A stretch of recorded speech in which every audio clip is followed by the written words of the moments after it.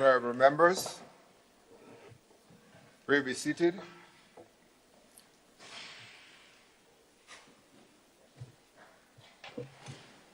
Mr. Speaker, I think that as we resume, I would say that maybe we don't have a quorum, but okay. Oh, yeah, we do. Yeah. 5, 6, 7.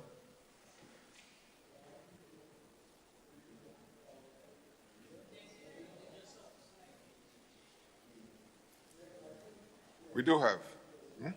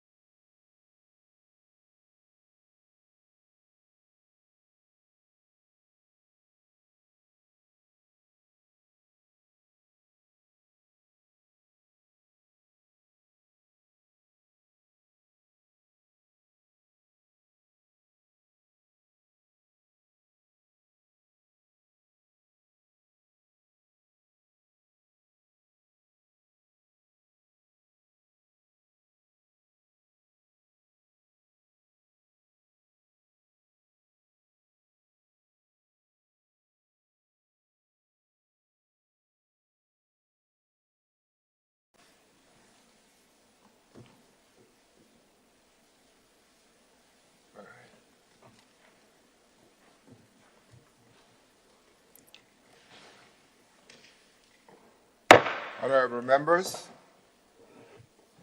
please be seated.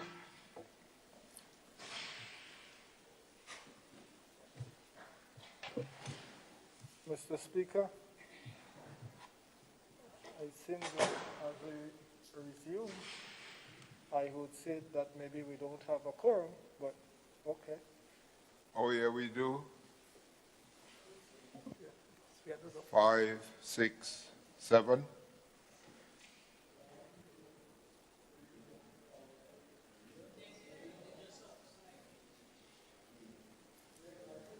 We do have. Good.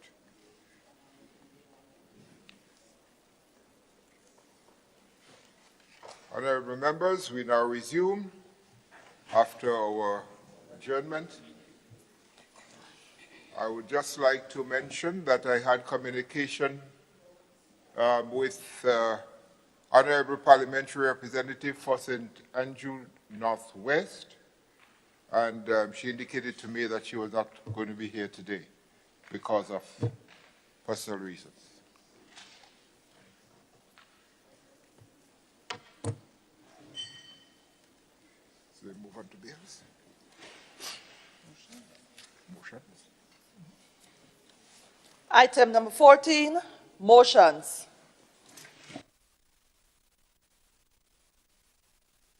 Honorable Representative for St. Mark.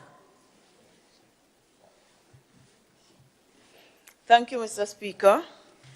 Mr. Speaker, I rise to present the motion standing in the name of the Minister for Health, the member for the South of St. George, who is unavoidably absent, having to perform a very important duty, which, while not more important than this one, is important to the government. And so I beg your permission to present this resolution in his name. Please proceed. Thank you, Mr. Speaker. Mr. Speaker, whereas it is provided by Section 4.1 of the Quarantine Act, Chapter 271, and from here on it will be referred to as the Act, that the Minister may make regulations as respects to the whole or any part of Grenada, including the ports and coastal waters thereof, for preventing danger to public health from ships or aircrafts or persons or things therein arriving at any place, and B, the spread of infection by means of any ship or aircraft about to leave any place, or by means or by any person or thing about to leave any place in any ship or aircraft. Whereas it is provided by Section 4.3 of the Act that regulations made under Section 4.1 of the Act shall not have any force or effect until confirmed by resolution of the House of Representatives. And whereas it is now expedient that the Quarantine COVID-19 Regulations 2020 attached hereto as a schedule be confirmed by the House of Representatives, now therefore be it resolved that pursuant to the provisions of Section 4.3 of the Act, that the Quarantine COVID-19 Regulations 2020 be now confirmed by the House of Representatives. Mr. Speaker, the original act was formulated, as I read here in the resolution, to prevent any infectious disease coming into our country, either by sea or by air, and also to prevent, so that infectious disease coming to the country, in spite of efforts to prevent it, to prevent the spread of infection by any person or thing that could have come in by a ship or by an aircraft. Mr. Speaker, this legislation was formulated in a time and a period when other diseases presented themselves. It covered SARS, other coronavirus, and so on, but it does not cover the COVID-19 disease in these regulations. And therefore, Mr. Speaker, we are asking permission to amend the regulations so that it can serve the purpose for which it was intended, to prevent disease from coming into our country, infectious disease in particular, and to prevent the spread of these infections. So, Mr. Speaker, the body of this amendment, or the request for this, for the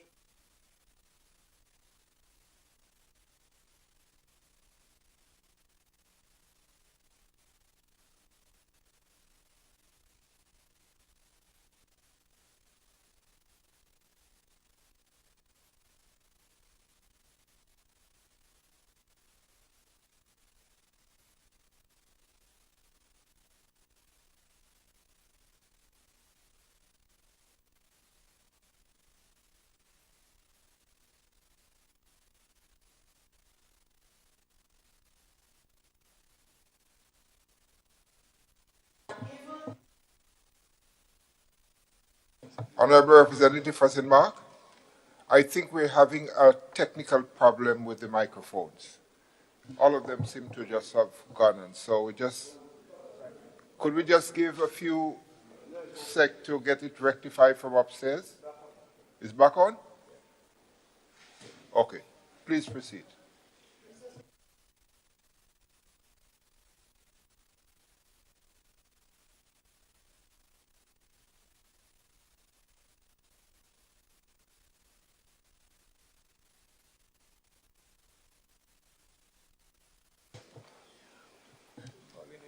We're having some problems, technical difficulties with the mic, because if you didn't shut off.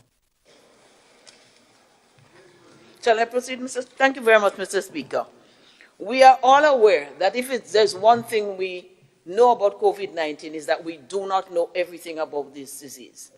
The dynamics of this pandemic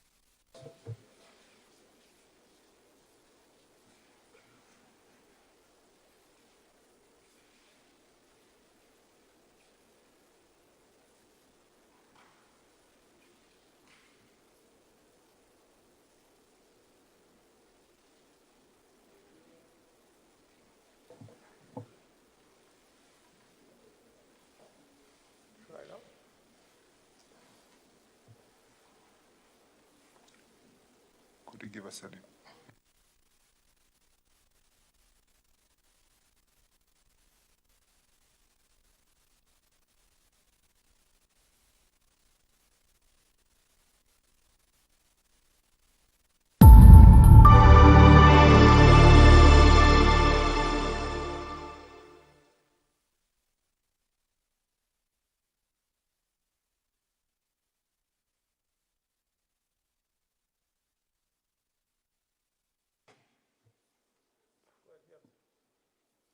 All right. It seems as though we're back in. Thank you very much, Mr. Speaker. Mr. Speaker, as I was saying, we see changes in the dynamics of the pandemic. And when some of the experts think that they have it covered, it does something that baffles all of us. And therefore, we must bat in our crease.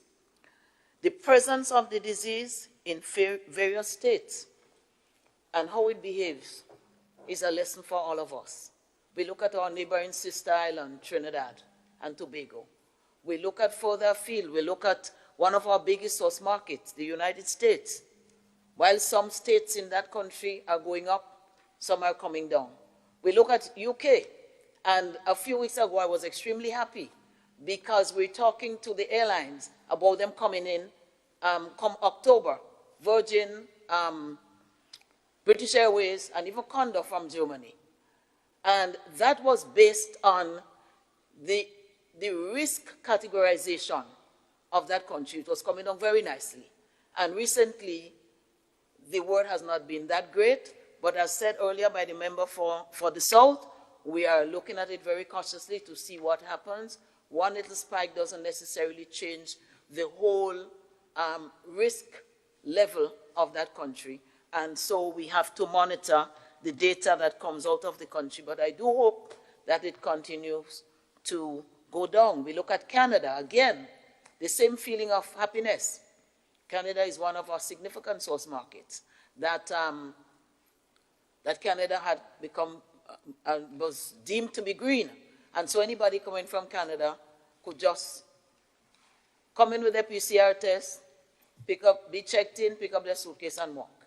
And again, we're hearing some very troubling information concerning Canada, that their numbers have gone up, not enough for us to change the risk categorization, but enough for us to be looking at it. Mr. Speaker, we are very fortunate and blessed to be in the green category of risk. As a matter of fact, we are in a category with a few countries, 5 countries, that are in the CARICOM bubble.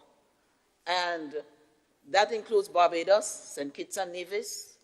The legal minds have it as St. Christopher and Nevis, but just in case we do not all know. So St. Kitts and Nevis, Dominica, I think I mentioned Barbados already, St. Vincent and the Grenadines, and Grenada.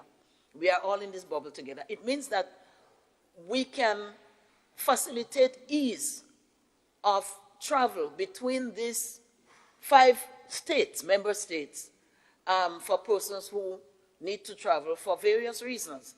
And some might want to travel for business, but we also hope that we can use that opportunity to maximize leisure travel between these countries, which are very similar, but also have differences that could attract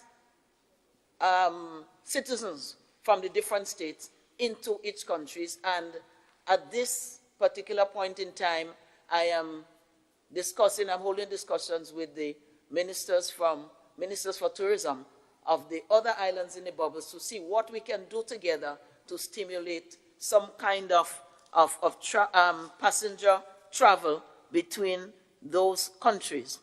Well, Mr. Speaker, so the knowledge, there's a lot of knowledge, but there are a lot of misconceptions, a lot of perceptions, whether to wear mask, if it's important to wear mask, whether it's not. At one time they were saying it must be contact. And now the scientists are telling us it's airborne. And it seems that the science is saying to us, and the scientists are saying, one of the things that seems to stand out, and that most scientists agree on, that wearing masks does reduce the transmission of the disease and by implication reduce the number of deaths. They are also supporting very heavily the social distancing. And so some of the things that we take very lightly.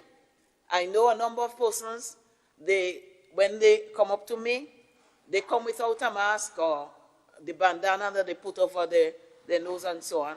And as soon as you say, well, I can't have a conversation with you without a mask, they flick it out from their pockets. Or some of them wear it below their chin, so it has become a style rather than a means to keep all of us safe. And this concerns me. The social distancing, Mr. Speaker, I know over the weeks and the months when discussions of COVID were at a height and the COVID committee was meeting, we started to loosen up the country as government gave permission for facilities and businesses to open up and do certain things, they would come requesting, we can have the social distancing, we can sanitize the hands, we can do this and we can do that. And many of the businesses, I must say, and I must applaud them, have followed the guidelines that they shared with us and said that they would do. But, Mr. Speaker, very unfortunately, many of them have not. But maybe not many, but some of them, let me clarify, have not. So they have abused the privileges that were given because we realize that if the virus doesn't kill us directly, if we just keep everybody locked down inside, people might start getting mental problems, there will be financial and social problems and so. And so the government in its wisdom has deemed it necessary to start opening up, cautiously with a lot of guidelines, but start opening up. And what we find is people find the most, well, I would call it outrageous, because under normal circumstances, it would not be outrageous. We are accustomed with our fetes and the partying and so on.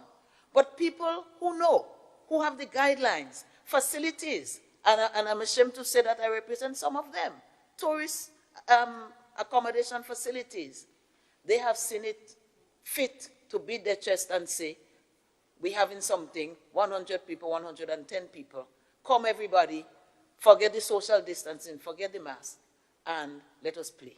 We have seen what has happened. We have seen the spikes in many countries. And people say, God is a Grenadian. I don't want to offend my God, but sometimes one tends to believe that. Because I held my breath when we saw the mass gatherings during the Jab. But thank God, we have not seen any spike, and God is holding our hands, and I thank him for it. But we have seen spikes in other places. When people went on the beach in Florida, a couple of weeks after, a number of cases came out, and a number of other meetings that were held in various places. So we know that mass gathering does take its toll. Mr. Speaker, we also know that based on the level of risk, we have the bubble, we have the low risk, which we call green, we have the medium risk, which we also call yellow or amber, and we have the high risk. Based on, because some persons say, well, why not treat everybody the same? Everybody is a visitor to this country. But it is also demonstrated that persons coming from the higher the risk is the higher the potential to transmit and spread the infection. This act is striving to minimize the income of the disease into our country and also the transmission. And that is why it is so very important. So we also know that behavioral patterns play a significant role in the transmission of the disease. People wear masks, they social distance, they wash hands, less disease. They do the opposite, more disease. So we have the three areas of risk, Mr. Speaker, and the Act will speak to each one of them. The low CARICOM bubble, the low risk, next, the medium, and so on. And many of the changes that I will speak to later on have reference to that. How many days you quarantine somebody for, whether you quarantine them for longer or for shorter.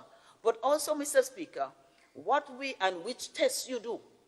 We have found that since COVID came in, early in 2020, a number of tests have changed. We started off on rapid tests was the gospel for us. And now it's PCR.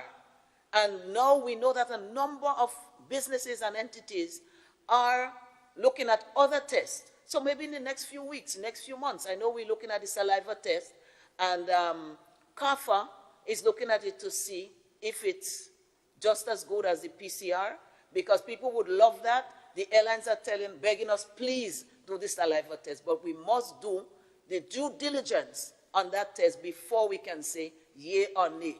Our primary goal is to keep our nation safe, as that act says, keep our nation healthy.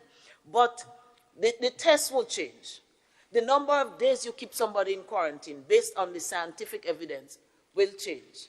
And a number of other things. So these are variables that if we were to do that, going back to what the resolution says, where we have to come to Parliament, Mr. Speaker, we have picked up on our pace in coming into Parliament.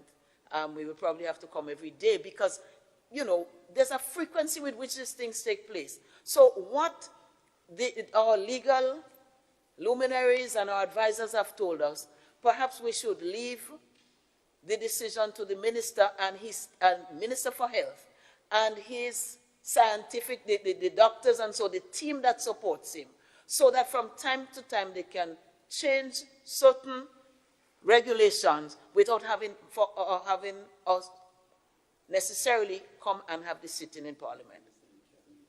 Pardon me, the Minister in Cabinet. Thank you. Thank you for the correction. The minister, and minister here means minister in cabinet. It means that, and it, as was said before by the member for St. George Northwest, that cabinet has to approve. And I want to re-emphasize that because it's the COVID committee, the new COVID construct, comprised of persons with the scientific knowledge, working with the minister in cabinet. And therefore, the approval must come from cabinet. Yet we hear people doing things, and they say they got approval, but we can't hear who gave them the approval. And so I want to support the member by saying cabinet, the buck stops with cabinet to give the approval for certain out of the ordinary things, and that cabinet in its deliberation is advised by scientific information, Mr. Speaker. So, Mr. Speaker, the question is, how do we prevent it? What do we do? How harsh can you be? How strong can you be? How soft can you be? How do we prevent the spread in our country? How do we bring our Grenadians home at the same time? Because we have brought in quite a number, but we still have others waiting out there to come in. How do we revive the tourism industry and return the 4,000, 5,000 persons who directly are employed in the industry, and a number more thousands who are indirectly employed? The fishermen are bawling out. No place, no local market for fish. The farmers are crying out because many of the hoteliers purchased things from them, and so on, Mr. Speaker. And so, Mr. Speaker, I am in the heat of it speaking to the legal persons. I'm sorry, not the legal persons, but the airlines. They want to know whether they have to have that invasive thing go up in their nose every time their crew come in. The cruise ships want to start coming in, and some will even start before the end of the year. And they're saying that they might just take the people off the ship in their boats, their own boats, so that there's very low risk for contact, physical contact. And they want to bring them on a beach.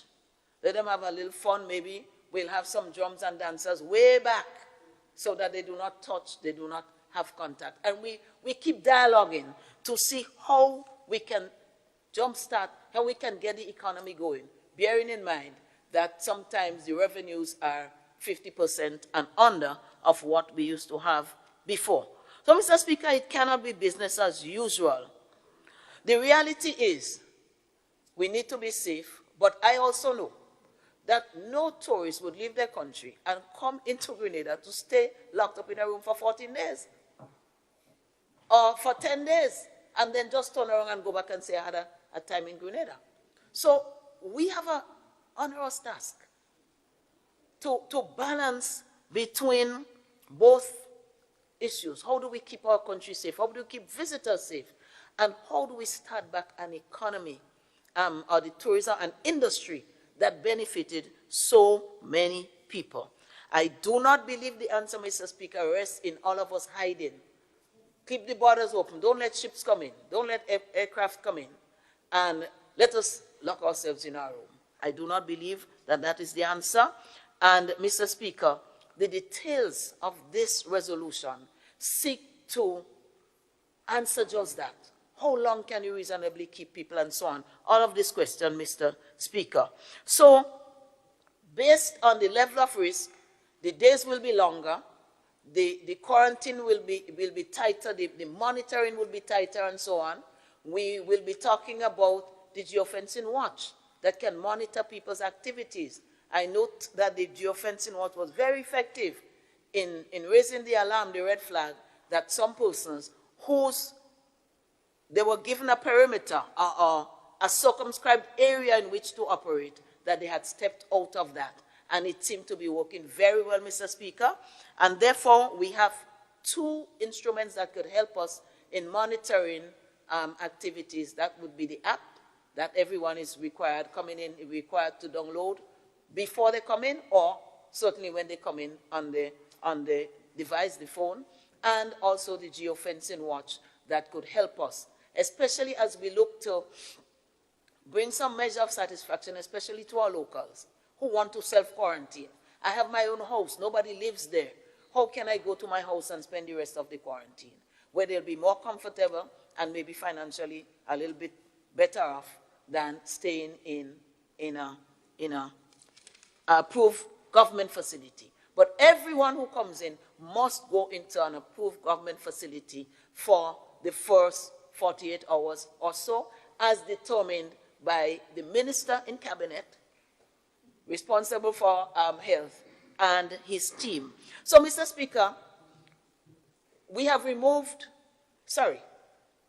the legal advisors have removed the figures, how many days, what the name of the test, whether it's PCR or not, because as science changes, the name of the test will change. And as things happen, we hope we can get a vaccine, things can happen. We may not need to quarantine for that long. So based on the number of uncertainties, the main aim of this is to make it more open and flexible so that the changes can be made without us necessarily having to come into Parliament. So therefore, Mr. Speaker, I present this resolution for approval of this Honourable House. Thank you, Honourable Representative for St. Mark.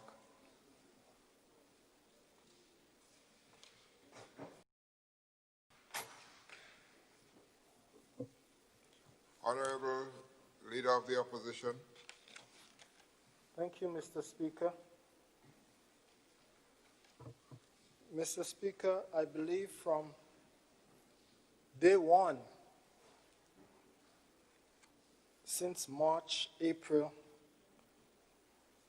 we were talking about the coronavirus and how serious it can be. And I believe on the first debate that we had in Parliament, I spoke about the one that we had 100 years ago. We had phase 1, phase 2, phase 3, and it is, Mr. Speaker, that what was said and what I read, that the same debate that we're having today, it's the same debate that was held in 1919, 1920, about the Spanish virus. But, Mr. Speaker, I am standing here today, and I am thinking that I have looked at our disposition here in Grenada over the past few months.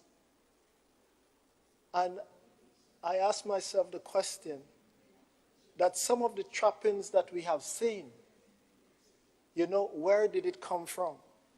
And how did it, come to this, that we are here today in terms of this resolution? There is always the quarantine resolution, I think, of 1987, and maybe we're putting some teeth to it. And this is the government's second attempt at bringing some semblance of order to our description.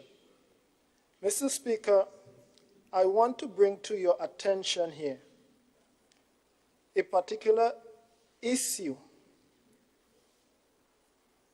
and it was an article on CNN, and it says here, elites are flouting COVID restrictions that could hurt all of us. Elites are flouting COVID restrictions that could hurt all of us. And Mr. Speaker, it went on to say here, the EU Commissioner, Phil Hogan, was asked to resign after he went on a golfing trip during the time of restriction. Ireland, Minister of Agriculture, was asked to resign after she too flouted COVID restriction. It says here, the New Zealand Minister of Health was asked to resign too when he took his family to the beach when there was restriction on COVID-19 here. And then it says, the Prime Minister Boris Johnson, Chief Advisor Dominic Cummings, came under fire as too for driving up and down England with his wife while she was suspected of having COVID-19 restriction. Mr. Speaker, these apply to our Commonwealth brothers and sisters. I look in Grenada and I saw for the event that was surrounding Carnival and the level of disrespect that was shown in terms of to the Prime Minister and to other ministers and like nobody's business. But I asked the question, in some instances, didn't we create that atmosphere? When we say there is no carnival, and then we come and we say we're doing it virtual, and the picture showed that there were some people in VIP, no mask, no social distancing, so we let the jab loose. Who's held responsible, Mr. Speaker? Nobody. Then when I go home to Carriacou, they tell me just the week before that, we had a mini regatta. When again, we should not encourage assembling of that nature. Who was held responsible? Nobody. If the atmosphere is set for such things, Mr. Speaker, then we will suffer the outcome. But, Mr. Speaker, moreover, what is pointing here, we must lead by example. I heard the member for St. George Northwest said this morning he ain't going away, and he did not give, or the government did not give anybody approval to do any of this. But, Mr. Speaker, all over Grenada, even in my constituency, I did not go out. Usually for Carnival, when I go home on a Friday evening, I don't come out again until Wednesday morning. But I saw there were jab in my constituency. And when you investigate as who was leading it, you wonder. Respectable people who were in position of authority and who are up there helping to create that atmosphere. Mr. Speaker, and I pray God that I said that I just hope that we did not have one case of COVID-19 anywhere in those crowds. Because I go back to 1919 in Philadelphia. One man came in with the Spanish flu, and they had a big parade and carnival. And what we say? All hell break loose from there. It is still not yet fully understood how the depth of the Spanish flu was in terms of the amount of people who died. They say between 40 to 60, 75 million people. Look at what is happening today, Mr. Speaker. Like the member said, our closest trading partner where most of our tourists come from. Maybe, and we hear in the news that they did not take it seriously or they try to downplay it. But today what we see happening in the United States is almost approaching 200,000 people dead because of COVID-19. Over 7 million people contracted the disease. In terms of the world population, Mr. Speaker, we are still there. And as I said before, and I will say it again, we cannot say here in Grenada that we are COVID-free unless the world is COVID-free. So we have to take these things into consideration.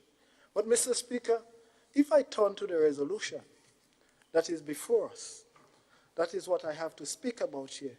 There are some things here that concerns me that I would have to ask about. The geofencing watch works well, technology, GPS positioning, so we know where everybody is and the alarm can go off when you step out of the particular perimeter. But I see, Mr. Speaker, the geofencing watch would be applied and at a cost of $25 per day. If you are quarantined for 14 days and you have it on for 10 days, it means, therefore, that at the end of the time, with whatever other cost that you would have to incur, you would have to pay the $25 a day. At 10 days, that is $250. So the cost of having this to the private citizen will be $350 to $250. That is the cost, 10 to 14 days. But my question is, Mr. Speaker, I would ask, is it the government that is running or in control of the geofencing watch? Is it a private company? Do I get to keep the watch after I pay $350 for it? Or it was on me for 10 days or for 14 days? Do I get to keep it? I mean, there must be, I am in favor of good business. But if we have visitors into Grenada and a plane load come in, then somebody is in line, if it's not government, to make some monies too. Somebody will make some monies. So I'm looking at that part of it, Mr. Speaker. Mr. Speaker, I asked the question about the PCR test. I do not know, maybe somebody might be able to enlighten me, but I understand that, well, the PCR test is the test that will really verify if a person contracts COVID-19 or not. We see that the rapid tests have its limitations, its shortfalls, false positive or false negative. It can be repeated over and over again. But, Mr. Speaker, the PCR test, I do believe, I think I heard that it was $410 per test. I see here that coming into Grenada, you would have to get a test at least 7 days prior you coming in. And you should be tested negative to come in. But on the other hand, Mr. Speaker, if you come into Grenada and you are asked to quarantine, my question is, we are not immune to contracting COVID-19 at any time. And this is why I look at this piece of paper here. It gives a waiver, a liability agreement that the government is not responsible. If you are in quarantine and you develop COVID-19 in quarantine, Mr. Speaker, it can happen. Because when you look at what took place, my heart goes out to the healthcare workers, the doctors, the nurses, the contact tracers, and everybody involved. Because since the year started now, we have lost thousands of healthcare workers. Not by their own doing, but because when they were carrying out their duties, they contracted COVID-19. But they continue to provide service, even in the face of death. But, Mr. Speaker, it says here that if you are going under quarantine and you come from certain specific area, you would have to do a PCR test to finalize that you do not have COVID-19. And then you too will have to bear the burden of that cost of the PCR test. But my question is, Mr. Speaker, I am placed in quarantine. God forbid, by some reason or the other, I contracted COVID-19 from one of the healthcare workers. The burden is still placed on me to do my PCR test. And, Mr. Speaker, let's open up the door a little bit. If I contract COVID-19 under any circumstances, it's not just for 14 days. I have seen some people that were in hospital because of COVID-19 for a month, for 2 months, for 3 months, for 100 days. If I contract COVID-19 and I am hospitalized or I'm under the healthcare system here, and I have to do a PCR test every 7 days, at the end of 2 or 3 months, I would have to stand the cost of each of those tests. Moreover, I didn't come in with it, but I caught it while I was in quarantine. So you're telling me now that the government is not liable. I have to pay the cost of being quarantined or being under care for 3 months because I have to do the COVID test every 7 days. Now, the question I ask, how fair is that to me when I came in healthy, but just perchance?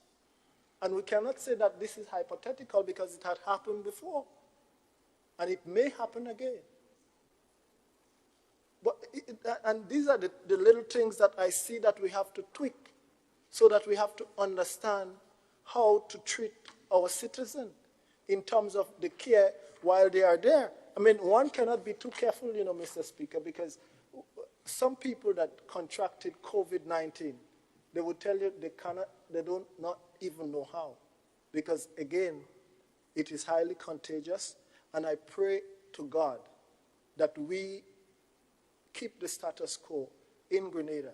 But even so, Mr. Speaker, while we are keeping the status quo and we have to open up, it means, therefore, the possibility exists that it will come.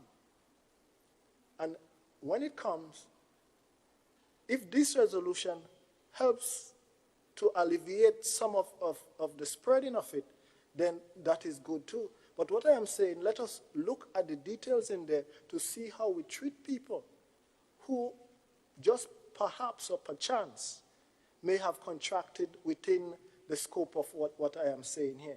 Mr. Speaker, on another note too, in terms of the risk, because this here, it did not just say it said as respect to the whole or in part of Grenada. So it is not just people that coming in via the ports, but it's for the whole of Grenada. And this goes to some questions that I still have outstanding in terms of COVID-19. Mr. Speaker, I must applaud the government in terms of reopening schools. But even so, this year will apply maybe to the school area. And Mr. Speaker, I have a young one.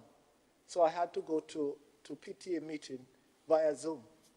And some of the questions surrounding the opening of schools could not be answered because the school is prepared, they have the room for isolation, and the question is asked if any symptom is shown, your kid will be isolated and will be placed there. The COVID team and both parents and COVID team will be called. But the parent wants to find out, will they have to pay for the test if the child is isolated? If the child is isolated and the test negative, then will the parents still have to pay? In a case you go into a classroom, a child is tested positive for COVID, even though there might be social distancing, will the entire class have to be quarantined and to be tested? These are some of the questions that were not yet answered. And so it still leaves parents kind of baffled as to what they should do. Should I go with the blended approach? Should I keep my child at home? Should I educate them at home or teach them at home? I am not blaming the government for this position. But what I am saying, there must be some form of resolution so that people can rest at ease, especially in terms of testing and in terms of the cost of testing. Because, like I said, if I come in and I come in whole and I catch it, and if I have to pay for the bills that surrounding me, maybe after a period of, say, 3 months, I could be in debt of tens of thousands of dollars for care and for testing. And this must be looked at too. I do believe, Mr. Speaker, that as we go, a lot of things will change. And something that concerns me too, that as we move, I think the member for St. George Northwest mentioned that that position might be here until we get a vaccine. But Mr. Speaker, through you, the talk of vaccine these days is where the world is going now. A couple of days ago, one company scrapped the 3rd phase of the vaccine because it was not working out right. And the race for a vaccine, will we put science aside now and try to get vaccine as soon as possible? We have seen it happening. I mean, in some parts of the world, they were trying to see if they could get it in October. Fast forward the 3rd phase. In another country, Mr. Speaker, in Russia, they talk about the vaccine is ready. The Sputnik 5 vaccine.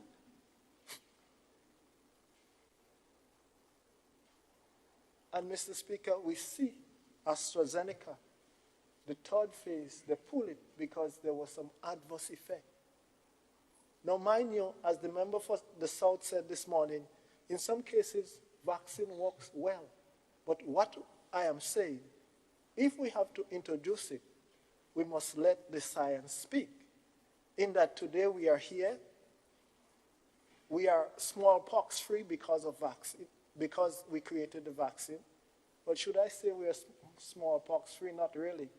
I think they do have a reserve in Russia and in the United States so that when the time comes, they can weaponize it and release it. And that is how it was not destroyed, Mr. Speaker. The Russians still has a reserve. The Americans have a reserve of smallpox. But globally, it is gone. And this is where, even today, COVID-19, and this is where we talk about biological weapons. But, Mr. Speaker, in moving forward, and this is why I am looking at it. Will we come back to this House again, Mr. Speaker, if a vaccine is ready?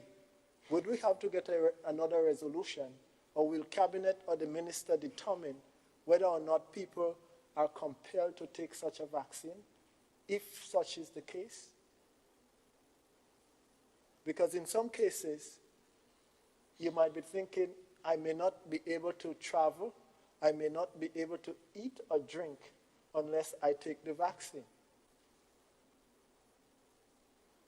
And these are some of the things that bother me in terms of the powers that be and the powers that can float around the place in terms of the control of COVID-19. Yes, I know we want to get back to normal. Yes, I know we want to get back to where we were as a people, as an economy, and being free so that we can let our people to be moving again. But I do believe if we tread, Mr. Speaker, I say we have to continue to tread carefully. And in this whole thing, I do believe We must set the example so that others can follow. Not do as I say and not as I do. So our people will be looking at us, and our people will continue to look at us to see our disposition, and they will reveal us when the time comes. So, Mr. Speaker, I look at it, and for the concerns that I raise, I hope it is worth something and it can be looked at. Thank you, Mr. Speaker. Thank you, Honorable Leader of the Opposition.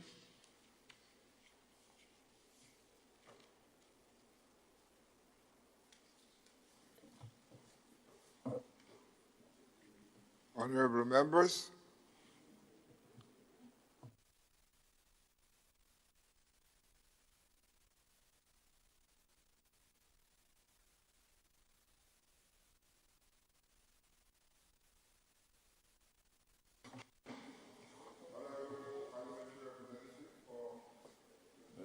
Something like that.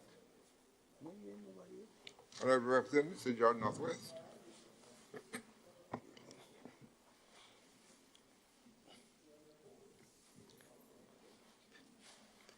Mr. Speaker, stand, of course, to support the resolution as it was appropriately explained by the Minister of Tourism, deputizing for the Minister of Health,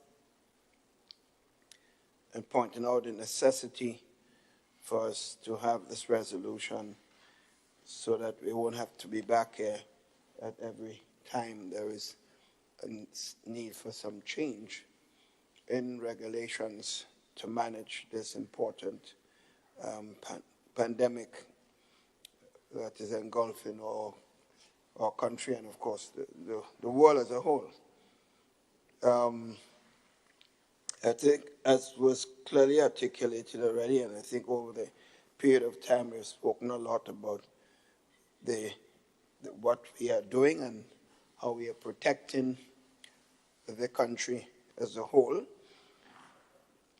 Mr. Speaker, this is an issue of the quarantine and cost related to quarantine and tests. The issue is the government is clearly faced with an enormous problem. All governments throughout the region, of course, and the international community, faced with serious drop in resources because the same pandemic is responsible. And of course, it has clearly affected countries who depend heavily on tourism. Probably has its biggest impact is on the tourism sector, whether it's the airline, whether it's the hotels, all of the related tourism activities. So it's a question of how do we meet the challenges that we face. With dwindling government resources, the government cannot take responsibility to pay for tests. I think it has to be clearly stated.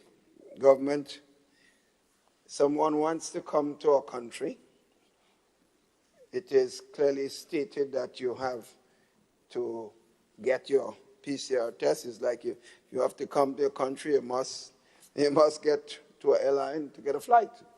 If the flight is costly, you decide whether you can travel or not. So if you have to pay for a test, you decide whether you can afford it or not. And that's the nature of what you're doing. So a government will not want to take responsibility for paying, although I didn't hear that word, I only heard the question about suppose somebody have to stay in for how many days or weeks. What will happen with the cost? The pandemic and related costs has to be treated like anything else. People that go through dialysis, it costs them a lot of money. It's very prohibitive for any family to support or an individual with dialysis. In situations like that, those who can afford it pay accordingly, and those who cannot have been given support by government and, of course, non-governmental organizations and charities. So this is a situation where if there is a cost factor related to someone who has to go through this process, then clearly that the whole question of how you deal with it has to be dealt with in the context of all the other programs that government has initiated, whether it's needy assistance program and other programs. So whatever government can afford. But the fact is, if you can afford it, then simply you have to take care of that responsibility.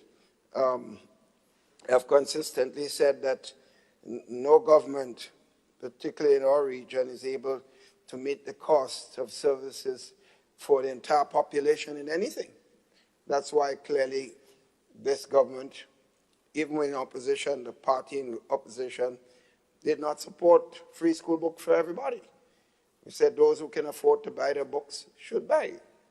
And the government has a responsibility to make sure the child who cannot pay for the books is certainly given the support. So that, like everything else, the cost, this pandemic has posed enormous burden on all individuals and all countries. So we have to meet the challenges related to it. A question of a vaccine, as was mentioned a while ago by the leader of the opposition. The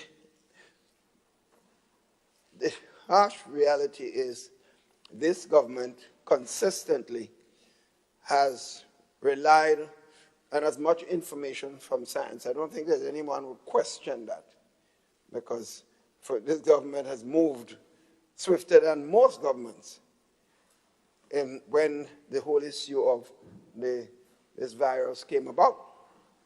The pandemic started, and because we understood what the science was saying. And the science has never said that you understand everything about this. The science has always said, we don't know a lot about these things. There's a lot of guessing game in the scientific community. There's some basic principles that have been understood. That's why they say, wear a mask, social distancing, wash your hands, and other parts that you're exposed regularly.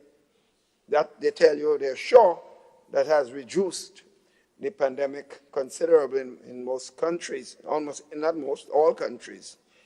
But they cannot tell you all aspects. So many of the vaccines that have been on trial, also of course being produced and being tested, have to go through a rigorous process. 3 stages of testing thousands of people. That is the process. And that's why when some want to see a vaccine in a few months or a few weeks or a year, the real persons that understand how these things are done over the years know that it's virtually, it's risky to be able to force a vaccine on a population, because in one of the most exciting prospects was the vaccine originated in Oxford, Rendeva, something like that. And everyone is expecting, in fact, the American government has spent millions and hundreds of millions of dollars in supporting the program. But in the 3rd stage of trial, one person got sick. Not a lot, only one. But one person developed some spinal problem, and they said, well, look, let's halt. In other words, although it's one, it's still one, but it's still important. You never know if what will happen. You go and put that vaccine in the public and producing it as a company. The next thing, various illnesses develop. So people are going to be going through this testing period. That's a normal thing. And that's why I've constantly said, if there is a vaccine that has been proven to be effective and safe, we have already indicated and put ourselves in line with the organizations like European Union and others who are supporting in our countries like ours. So if a successful vaccine comes on stream, we will already be in line to get some of those vaccines as quickly as possible. We'll be ahead of a number of countries because of the initiative we have taken. But we don't know. And that's why we tell people, be careful.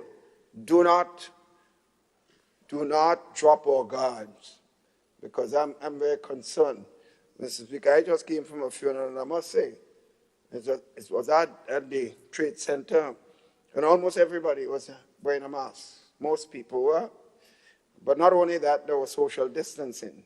The chairs were appropriately placed so that people were not very close to each other. If that sort of methodology is used consistently at funerals, and I don't think it has been so, I don't think we should have a lot of worries. But I think sometimes we get so relaxed that we drop our guard, and that's my fear.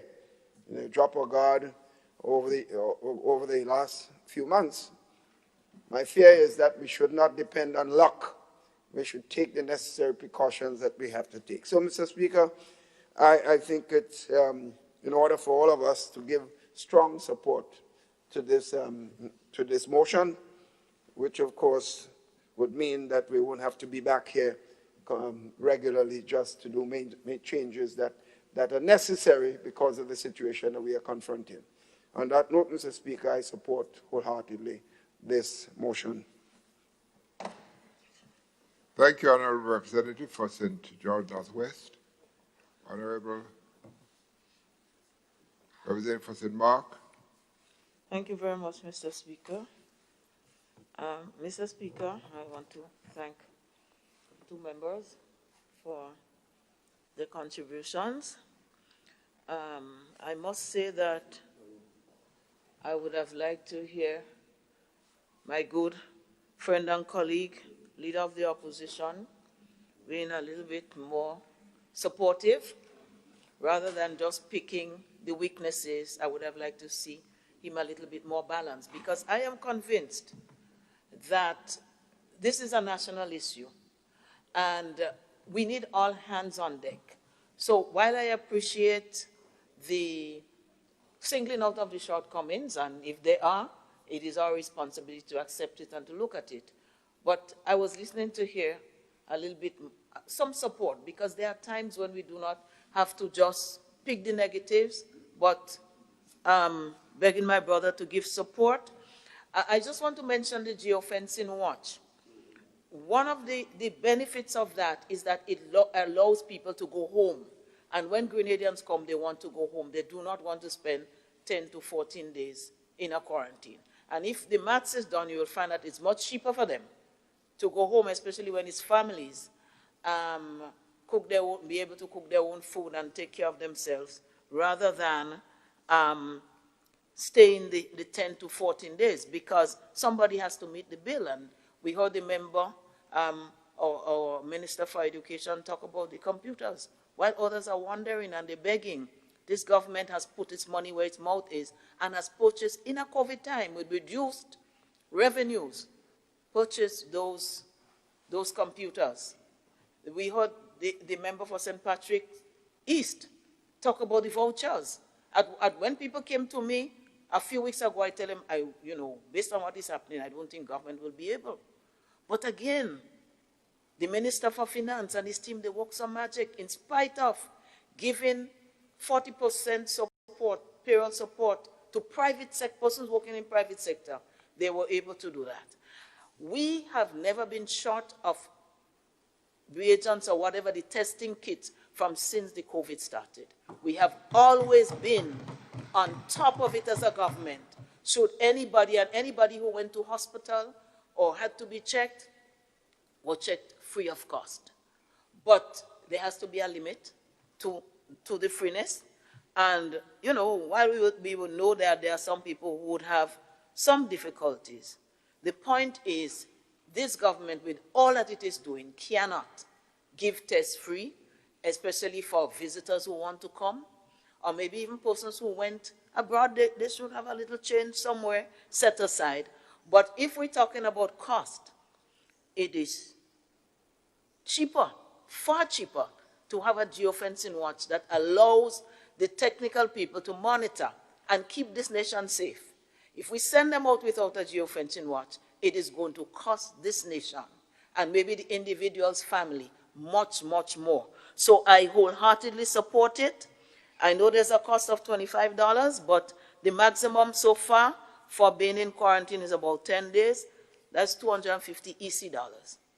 That's less than one night in a reasonable hotel. So it is not as costly as it may seem. So let's not create that kind of fear and that kind of thing to take it, because this is going to make the difference in us saving lives. And we have done well to implement that. You know, in Canada, what they're doing, they have people calling people. We check in to see if you're home. And if we don't hear an answer from you within the next 24 hours, and they come, the police, everybody come right there and pick you up in the home. So I think it's a good innovation. The cost of the test was spoken about. I just wanted to say that there are forms that the member also alluded to be downloaded, and they can be signed and uploaded before the visitor comes in. It's a health declaration form, waiver of liability agreement form, public health location form, and the passenger home quarantine application form.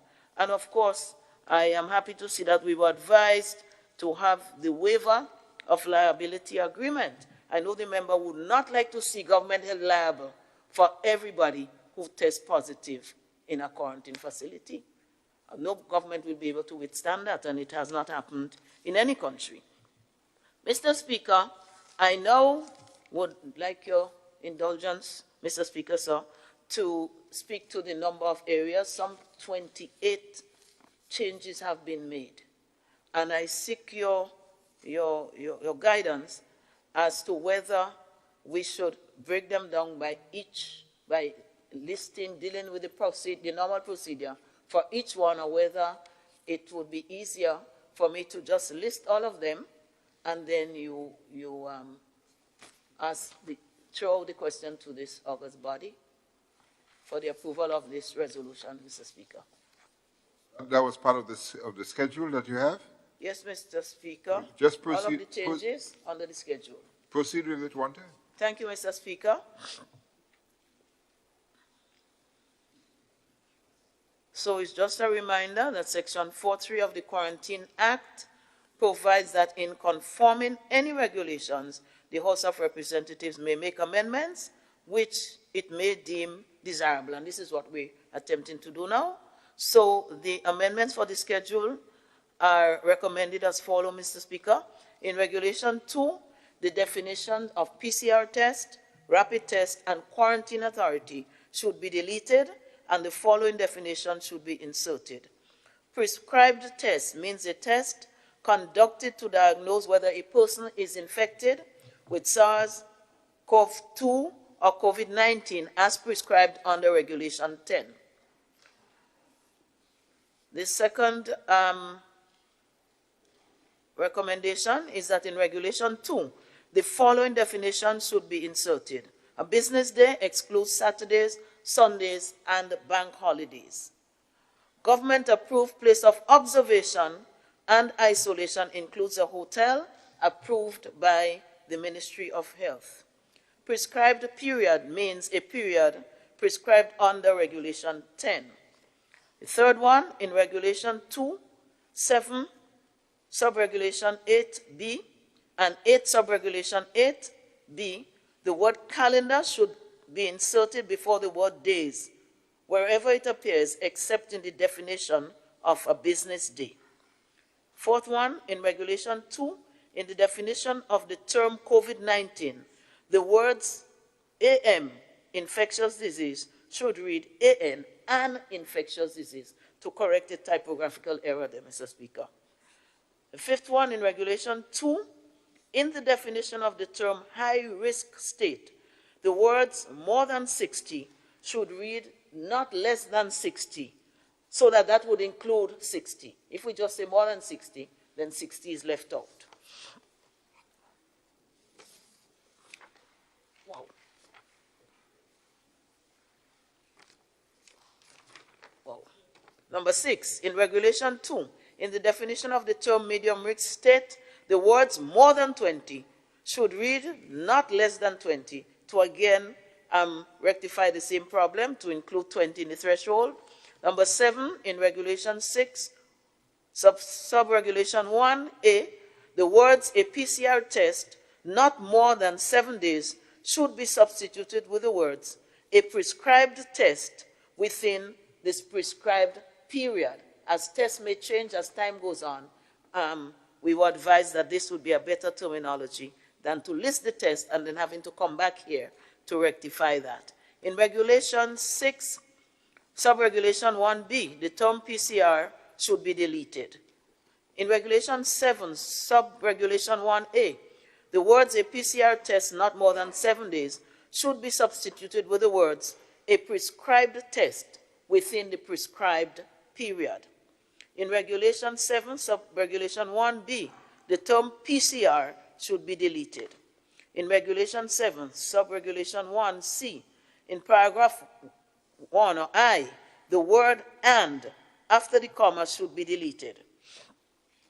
Subparagraph 2 should be substituted with the following paragraph. Subject himself or herself to mandatory observation and isolation for a minimum prescribed period. And 3, subparagraph 3, remain in a government-approved place of observation and isolation for a prescribed period, being the portion of the period of mandatory observation and isolation under subparagraph 2.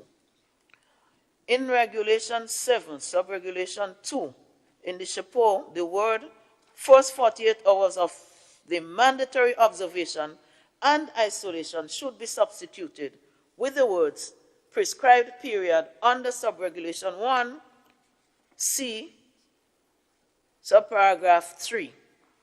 In Regulation 7, Sub-Regulation 2A, the word another should read A.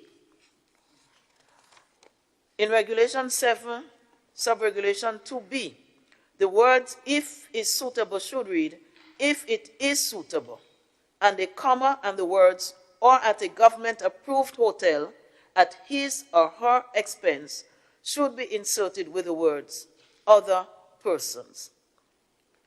In Regulation 7, Sub-Regulation 4, the words rapid test should be substituted with the words prescribed test. In Regulation 7, Sub-Regulation 5, and 7, Sub-Regulation 6 in the chapeau, the word rapid should be deleted. In Regulation 7, Sub-Regulation 6, subparagraph A, the word of 48 hours should be substituted with the words prescribed period. In Regulation 7, Sub-Regulation 6, subparagraph B, the words PCR test should be substituted with the words prescribed test. In Regulation 7, Sub-Regulation 7, and 7 Sub-Regulation 8 in the chapeau, the term PCR should be deleted. In Regulation 7, Sub-Regulation 8, subparagraph B, the word PCR test should be substituted with the words prescribed test. In Regulation 8, Sub-Regulation 1, subparagraph A, the words of a PCR test not more than 7 days should be substituted with the words a prescribed test within the prescribed period. In Regulation 8, Sub-Regulation 1, subparagraph B, the term PCR should be deleted. In Regulation 8, subparagraph 1, Sub-Regulation 1, subparagraph C, in subparagraph 1, the word and the comma should be deleted. Honorable Representative, I realize that we each have copies of this schedule. And since we have the copies, and that is the schedule, I will save you some time. Mr. Speaker, I am so happy. I did ask before, but I was told I had to read it all out. So I yielded, but I thought it was a lot. Because we get the gist of it. It is to remove specifying the test, remove specifying numbers of days and so on, so that these things can be changed in short order without us having to visit you. I thank you very much, Mr. Speaker, and so I submit the resolution for its passage. Thank you. Thank you. Honorable representatives,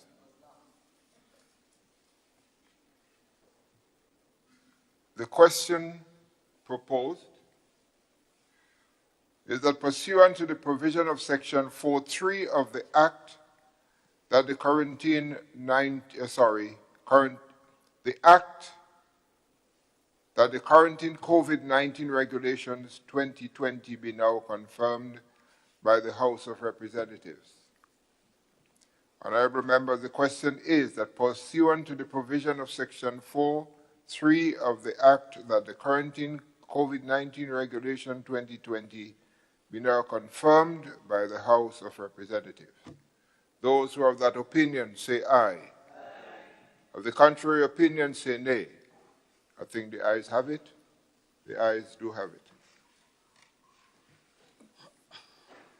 The regulation is now part of the law. Item 15, bills. Leader of Government Business. Thank you, Mr. Speaker. Mr. Speaker, you have just graciously afforded us the amendment so that we can shorten the normal procedure. And so I'm happy to propose to this Honorable House that the bill for an act to consider the Public Finance Management Amendment Bill be not taken at this sitting. Thank you, Honorable Member.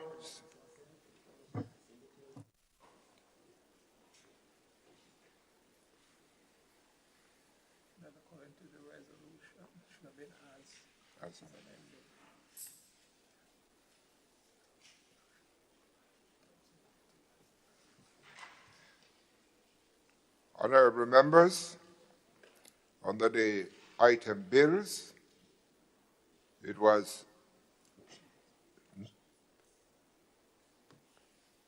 motion. Oh, this is for the motion. Yeah. Oh, just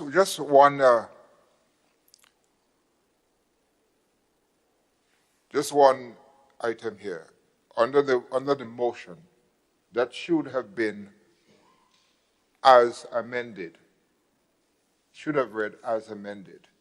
So I would again put the question so that we get it right. Honorable members, the question is that pursuant to the provision of Section 4.3 of the Act, that the quarantine COVID-19 regulation as amended of the 2020 be now confirmed by the Honorable House of Representatives. Those who are of that opinion say aye. Aye. Of the contrary opinion say nay. I think the ayes have it. The ayes have it.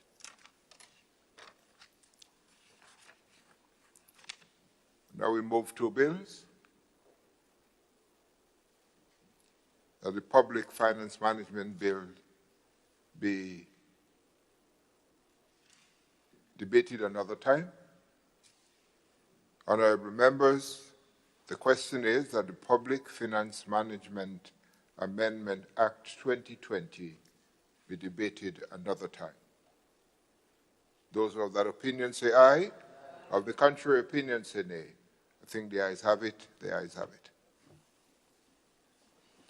Item 16, request for leave to move the adjournment of the House on matters of urgent public importance. Leader of Government Business. Thank you, Mr. Speaker. I beg to move the adjournment of this Honorable House sine die. Honorable members, the question proposed is that this Honorable House now stands adjourned. Leader of Government Business. Leader of the Opposition. Oh, Leader of the Opposition, sorry. Thank you, Mr. Speaker. Mr. Speaker, on this adjournment, there is a few matters which I want to bring to the attention of this honorable House.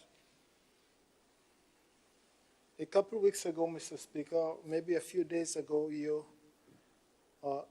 submitted to this House the benchmarks that was done by the Commonwealth Parliament Association. And Mr. Speaker, I take to reading it.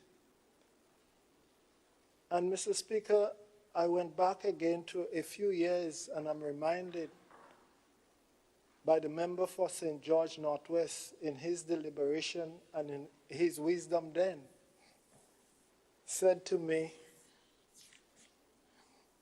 "You are the keeper of the flame of our democracy." I hope this flame is burning bright enough today. Mr. Speaker, but the benchmark document speaks about where we are in this little, beautiful little spice country of ours, as the member would say, in terms of our democracy. And I do believe that as a serious body, we ought to take the time to look at some of the pointers there. I spoke to some before, and I would not belabor the point. But, Mr. Speaker, in just the beginning, it's 100 and something pages there, but from beginning to end, I am seeing there that there's substance there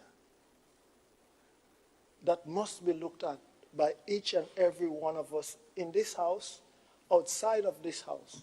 And I hope it is a document that can be circulated within the community so that we can have a more open discussion in terms of where our democracy is and where we can take it.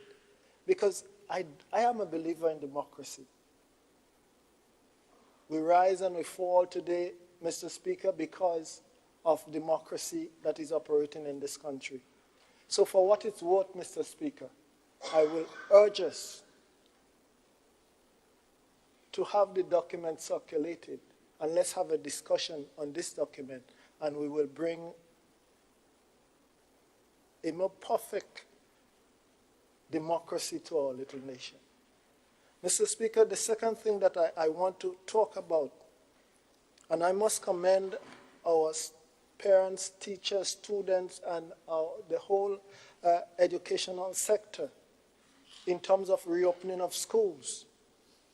But, Mr. Speaker, I know the member for St. Mark's just pointed out that I pointed out some issues but I should look at the brighter picture. And I'm looking at the brighter picture. And I am looking at the reopening of schools, and we had promised many, many months ago that we will let the students have tablets. I think COVID-19 forced our hand a little bit. And so tablets will be in all secondary schools, in primary schools, and who can afford it will afford it. But, Mr. Speaker, before the tablets were given out, they were supposed to be configured. And maybe apps will put on them so that they can be looked at and they can be regulated. And I say, yes, I am all for that. But, Mr. Speaker, in terms of configuring, I ask myself the question, will the people who configure the tablets have control over the tablets so that they can regulate on what website the children will go and what they cannot go or where they cannot go? And maybe, Mr. Speaker, I do believe so, because it will be that they have it and they can be regulated, which is a good thing. But, Mr. Speaker, on the other side, I could bring a case here now that we as a body, we even have to be careful. A few years ago, Mr. Speaker, in Pennsylvania, a young lady went to the library to get a computer, a laptop. They have computer on loans, so she was given one. Well, they configured it in such a way that they can restrict the child's movement on the internet, and that is good. The child was doing her homework. The mother noticed that the little light where the camera came on. Mr. Speaker, the system was checked, and remotely, the people in charge went into the computer and turned on the camera so that they were looking at the child inside her room. These devices, Mr. Speaker, and these days you don't have to be that very good, you know. If they are configured properly, Mr. Speaker, I could turn on the camera and see you in your home because I'm in charge of it. Or I could turn on the mic wherever I am and listen to your conversation. I do not believe that we as a government will go down that road. I would not want us to. But those who are in charge of configuring, we have to be circumspect because it can happen. It has happened before. And I pray that to the Minister of Education, let's err on the side of caution and make sure that these devices are configured and configured in the right way so that our children and our families will not be exposed, not by government, you know, but there's sometimes somebody sitting in a room and just say, let me see what your son is doing, or let me hear what is going on at home. So we have to err on the side of caution. You see, this COVID-19 now is exposing us to all different trappings, and we must be on our guard. Mr. Speaker, in terms of the school reopening, and as I said, I was in a PTA meeting, and I know where we are as a people, we are not yet settled in terms of where we are going and what is the possibilities. Because today we can open, and next week we might shut down.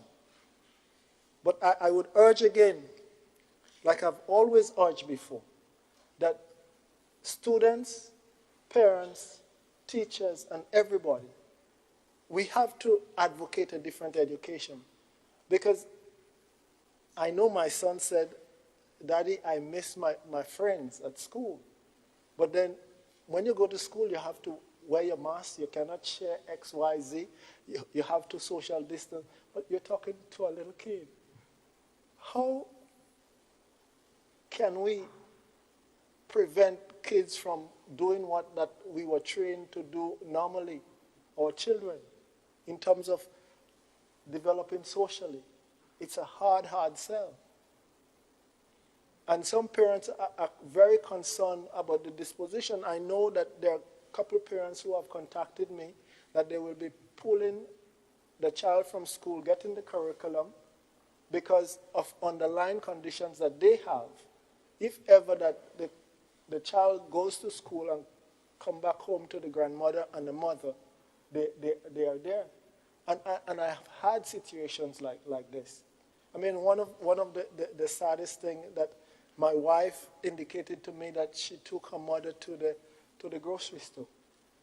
And everybody masked up and everything. But just the wisdom that prevailed, she had to stop and administer the inhaler to her mom. Because the mask, she could not, you know. So we have to look at all these things and judge people on what they are facing and this new dimension we are facing.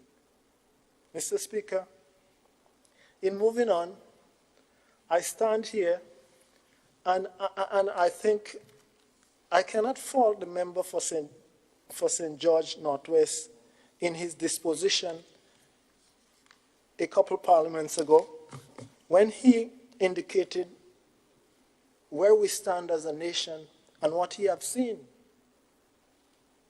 And probably what I am seeing and what I am experiencing now, I've never seen that before in our country under COVID-19. But Mr. Speaker, and I must warn again, we as a government in power, we have to set the standard.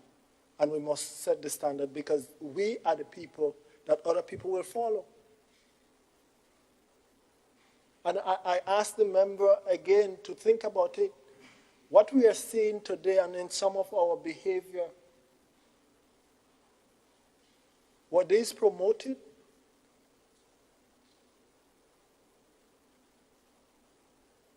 Were these promoted by people in high places? You were out there just a little bit ago when I read from the document there that a few members of the Irish Parliament and the New Zealand Parliament or the cabinet, they were fired, they were asked to resign because they flouted COVID-19 regulation. And I know you missed it, but it is such an important piece of document. And it says here, and I think I wrote it down here, and I must reiterate this here. The EU Commission, Phil Hogan, was asked to resign. The Irish Minister of Agriculture was asked to resign. The New Zealand Minister of Health was asked to resign because they flouted COVID regulation. Boris Johnson, Chief Advisor, Dominic Cummings, was asked to resign. It went on to say here, and I know you're a lover of cricket, Jaffa Archer was excluded from the test match against the West Indies in the latest match because he flouted COVID regulation. Can we do this here in Grenada and just get away scotch-free? Let us, Mr. Speaker, follow the example of the rest of the world so that we can get on board and lead by example. And this is how we can overcome COVID-19. I look at it, Mr. Speaker, because this is the time that we are in. Look at a country like Sweden. Can we have the discipline of the Swiss, where they did not impose no regulation or anything, but they educate the people as to how to behave? And the people behaved well. And in that case, Mr. Speaker, Sweden is where they are today without any form of regulation. But we here in Grenada, we must set the example so that our people will follow. And it's only when we set the example that we can stand up and talk. Mr. Speaker, I will rest this here today and pray God's blessing and safety on all of our people. Thank you, Mr. Speaker. Thank you, Honorable Leader of the Opposition. I'd just like to, just take your lighter. Mr. Speaker, I got some difficulties. The leader of the opposition was talking in parables a while ago. I wish he would not speak in parables, but be direct. But he made enough insinuation for me to make this point. He mentioned a member of the Northwest, and he talked about leading by example. That I heard. As if we're not leading by example. But no. Please, Mr. Speaker, do not disrupt. Mr. Speaker, tell the member, take it easy. Please, take it easy. Please Don't disrupt. He spoke. Spoke. You have to realize the member sitting on the opposite side has been in this parliament for a lot of years, long before you probably was born. So, you can't say about disciplining members outside, mention the member for Northwest and the points he's been making, talk about being a cricketer, a lover of cricket, so he was onto the member for Northwest consistently. And if Mr. Speaker, the member must conduct himself responsibly in this House. No one spoke when he was speaking. So, the point I'm making, Mr. Speaker, I got the impression the members, and that's the point. Some people listening, so I have to speak about the impression I get. The impression I get is that we here in Grenada was not leading by example. That's what I heard. And therefore, for us to deal with the problem we're facing, we must lead by example. And I assume that this government has been leading by example. Oh, you heard this?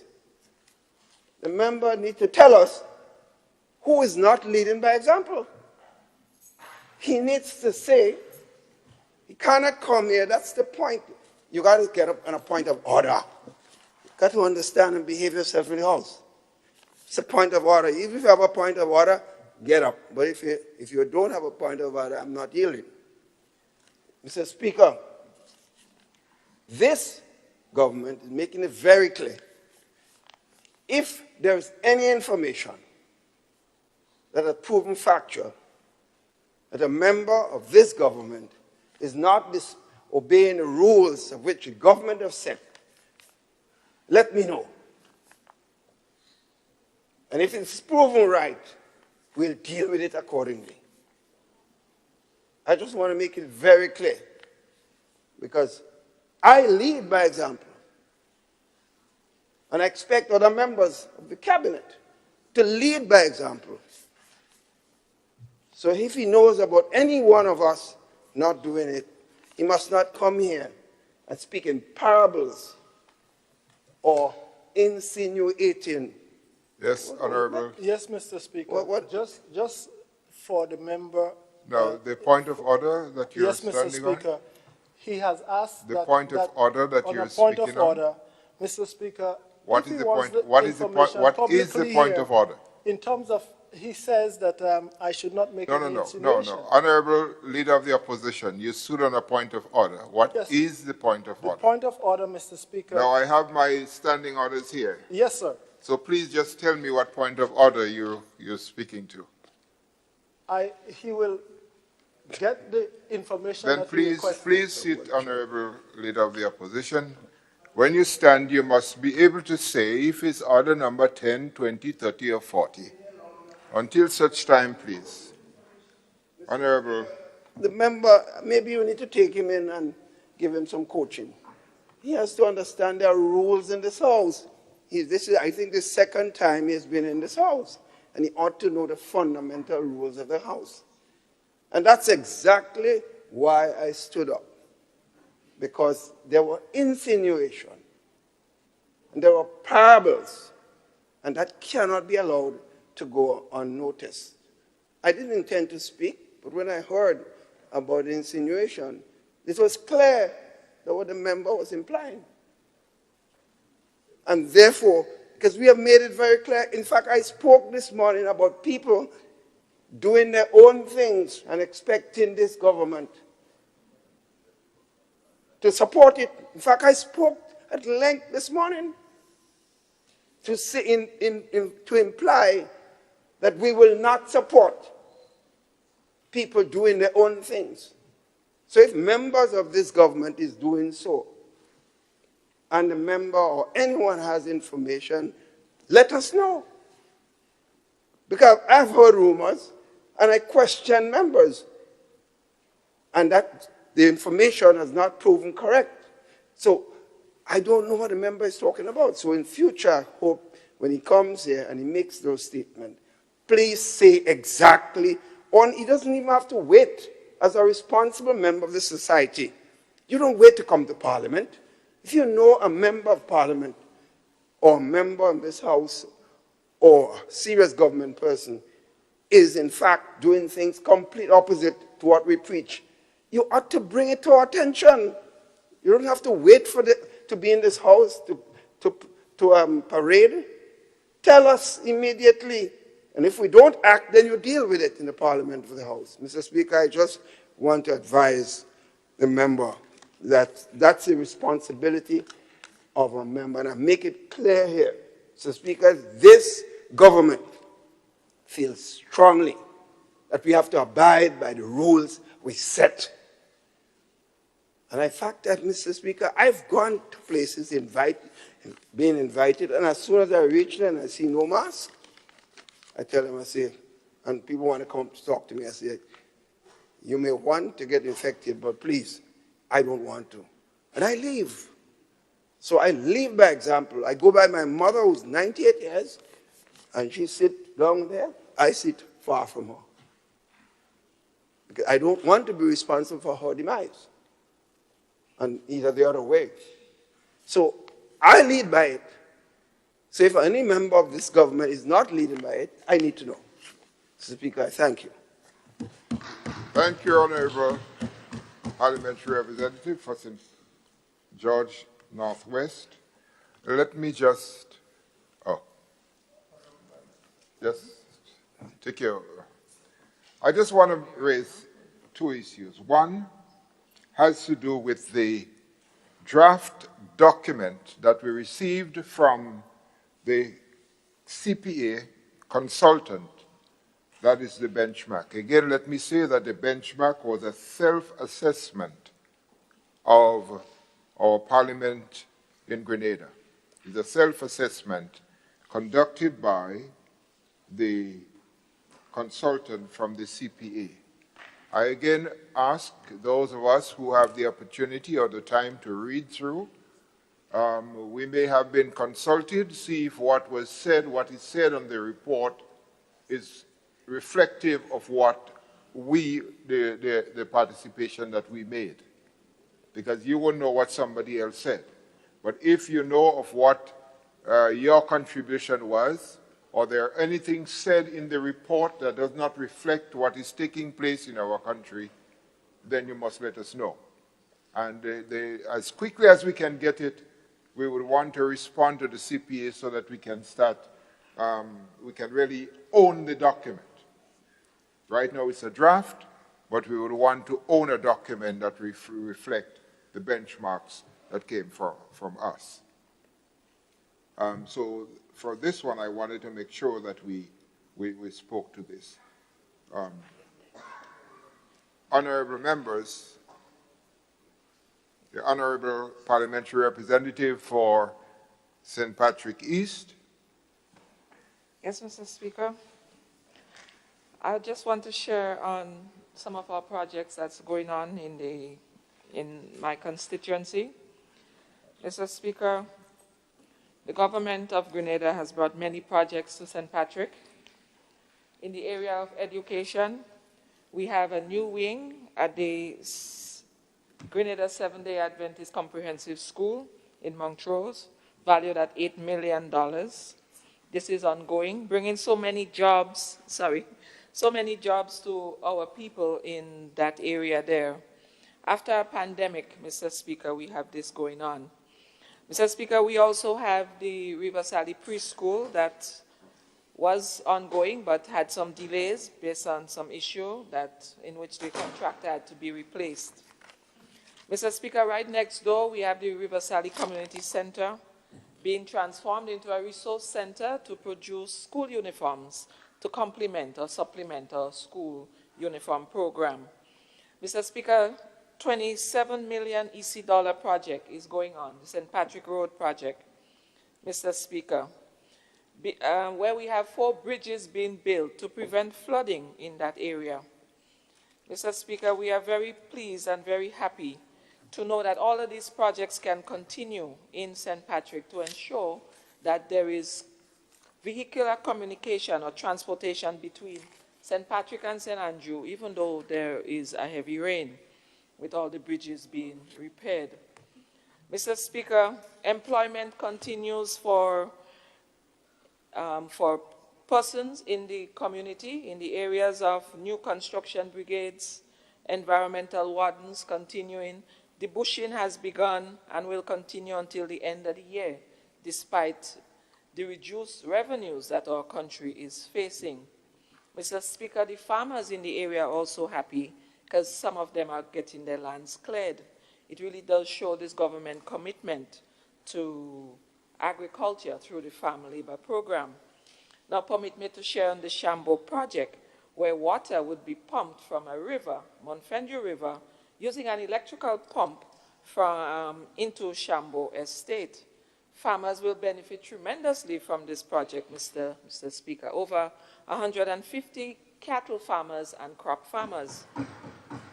Mr. Speaker, we'll be carrying water all the way down to Batway and to Savon Swayze, where the cattle are grazing.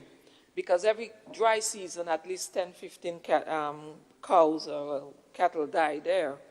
And so, at present now, Mr. Speaker, though the project has been ongoing for the last year and a half, it continues. At present, the pipes are being laid from the river all the way down to Batway and to Savin Swayze. Mr. Speaker, I want to proudly announce that thus far, a total of $600,000 has been sourced for this Shambo water project. It came from the Japanese Climate Change Project, from the Jeff Grant, and of course supported by our government as well. So by the end of the year, Mr. Speaker, this project will unfold much more. And just to announce, we need more funds to really fulfill our objective for this project. And so we are in the process of trying to source some more funds that can help to bring water to as much farmers as possible. Mr. Speaker, we also have a tractor at Shambo. Shambo farmers have their own tractor packed there for their service. Mr. Speaker, I stand here to say to you today that St. Patrick is ready. St. Patrick is ready and is preparing for greater development. Mr. Speaker, right now, as we speak, a huge project is unfolding in the northern part of the island. Mr. Speaker, I can tell you that Shambo farmers are smiling. They're smiling wide because a 500 hotel room is coming at the same time when they're preparing to increase their production of crops. Mr. Speaker, what we were preparing before when this project was being conceptualized was a 30, 40 room villa. That is what the last development was really doing. But now, and then, Mr. Speaker, I personally was a bit worried because I know that with so much production, you know, that small development wouldn't be able to absorb these farmers' produce. But Mr. Speaker, I can proudly say that with this large development, our farmers in River Sally, Rose Hill, and Liverpool look forward to it. They're happy. They look to feeding their families much more. So the bigger the hotel, Mr. Speaker, and the bigger and the more food that is produced inside Shambo, inside the whole of St. Patrick, it would mean, therefore, more revenues for farmers. It means, therefore, that the farmers do not have to travel all the way down to St. George's to hire a truck and, to come and sell their produce. So we have very happy farmers there who are looking forward to this project. And of course, Mr. Speaker, we know more jobs for our people here in Grenada and even as far as Carriacou. Mr. Speaker, people may not have thought of it, but we don't have a taxi service in St. Patrick. If I want to go somewhere now and I don't have a transport, I don't have a taxi in my phone that I can call. But with this 500 hotel room, we will have a St. Patrick Taxi Association. Mr. Speaker, there will be more guiding and touring jobs created for persons to visit the lake, to visit the Welcome Stone, to visit Lippers Hill, Carib Stone, plus the slave pen. There'll be need for ferries to carry persons up the Grenadine Islands. There'll also be need for persons, Mr. Speaker, to have small boats, to make quick trips from the Liverpool beach into Sauteurs. It's just a 5-minute drive on sea. But if you take land and you drive through, it may take you up to 15 minutes, 10, 15 minutes. Mr. Speaker, there will be so many jobs created. People who do arts and craft will surely have an opportunity to offer them for sale, whether it is on the beach or whether it is in local shops. Mr. Speaker, there will be jobs in the 500 hotel room itself. There will be jobs on the golf course. There will be jobs in the water park. Mr. Speaker, these are jobs, real jobs. Mr. Speaker, I can safely say that there will be much more opportunities that I can list here with the time that I have. Mr. Speaker, the investment will be huge. And all I can say, Mr. Speaker, is that such an investment can only filter into the pockets of the locals in the community, in everyone here in Grenada, Carriacou, and Petit Martin, because we are a very small island. Mr. Speaker, our people will not have to travel to the city anymore in search of jobs. Persons in my community like Montfendu, Montrose, Hermitage, they have to take 2 buses, sometimes 3 buses to get to Grand Anse, to get to the south of the island for a daily bread. So having such large development in the northern part of the island is really long overdue. Mr. Speaker, with our improved road network, the St. Patrick Road Network, preparing for this, improved food production to come from Shambo farmers, it will surely all come together and help to contribute to the development and the transformation of the entire northern part of this little island. Mr. Speaker, the parish of St. Patrick is ready. Mr. Speaker, our people want this project. Mr. Speaker, we need it. They come to us for jobs as a government representative, Mr. Speaker. They expect us to find jobs for them and have outlined many of the jobs that have been created by this government post-COVID-19. Regardless of the challenges that this government is facing, many jobs have been created. But I stand here, Mr. Speaker, to tell you that it's not enough. Sometimes it's a big burden on our shoulders. What can we do to help our people? How can we help them more? Mr. Speaker, there's only so much that government can do. We can do more. We could never do it all. And that is why, Mr. Speaker, I stand here to say that we need this development. And so we have to work together as a people. We have to balance everything. We have to balance nature, we have to respect it, and we have to protect it. But we need this. We need this for a better life for our people, for ourselves, and for our community. And Mr. Speaker, I just end here by saying very, very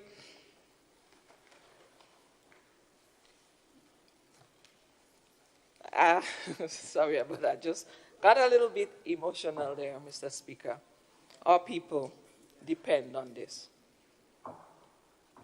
And I thank you for this opportunity. And also, I thank the people of St. Patrick East for that opportunity to serve them. And I just want to say that I will do so with the greatest of respect and humbleness. Thank you for the opportunity. Thank you, Honorable Representative for St. Patrick East.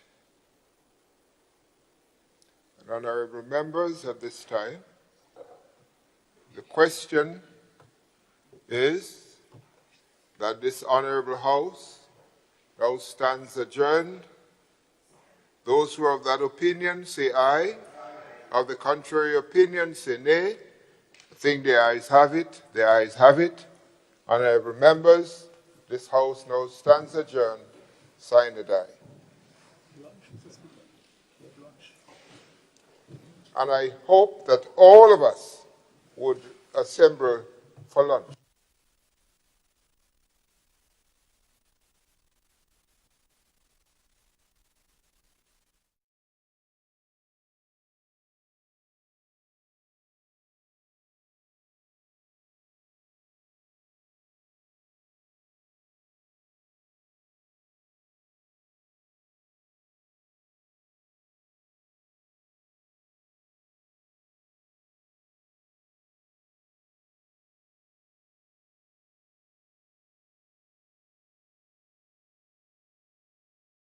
The 2020 season of SGU Knowledge Bowl comes to you in association with Grenada Cooperative Bank.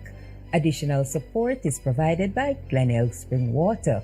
Schools are competing for cash and other prizes to the tune of $100,000, plus bragging rights to be called the SGU Knowledge Bowl champion.